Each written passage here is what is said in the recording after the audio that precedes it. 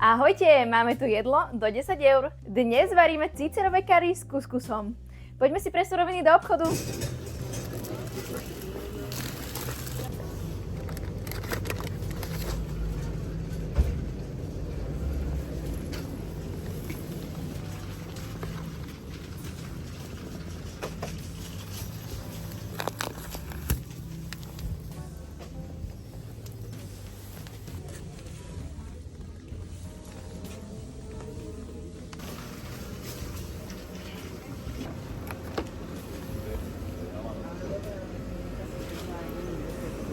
Na tento recept potrebujeme 400 g cíceru, plechovku nakrájaných rajčín, plechovku kokosového mlieka, kari korenie, 2 stručiky cesnaku, šťavu z polovice citróna, kuskus a petržlenovú vňať.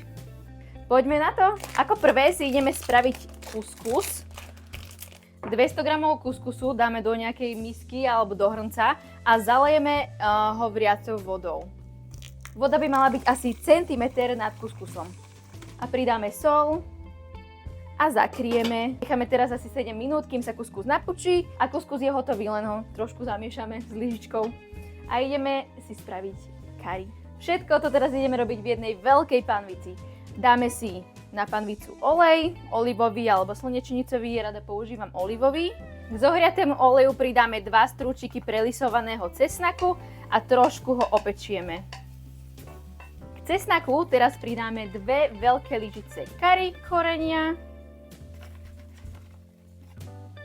a ďalej ešte trošku opekáme s cesnakom. Následne pridáme krájané rajčiny, premiešame a hneď k tomu pridáme kokosové mlieko.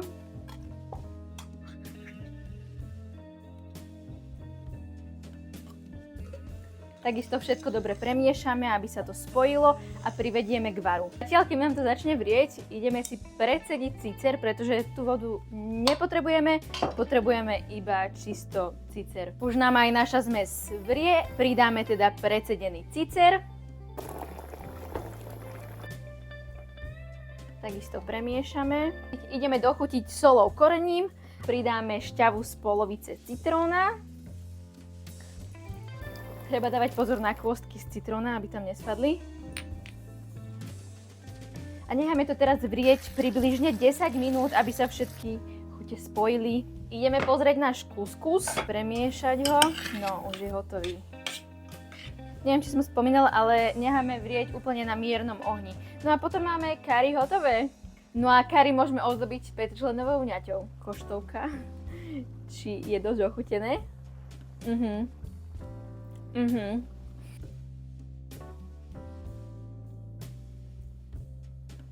Jedlo máme navarené. Podarilo sa mi navariť do 10 eur. Suroviny vyšli na 6 eur a 84 centov. Mne to veľmi chutí, ja som to už chutnala, ale poďme sa pozrieť, ako to bude chutiť niekomu inému. Takže páči sa? Ďakujem. Môžeš ochutnať. No, hrá to farbami. Ešte raz. Veľmi mi to chutí. Má to také vyvážené chute. Aj trošku kyselkáva, aj sladká. Citrónu. Výborné je to naozaj. A ten kuskus, to je kuskus, že? Áno. No ten kuskus k tomu sa úplne hodí. Výborné. Super. Tak vám prajeme Dobrú dobrú chuť.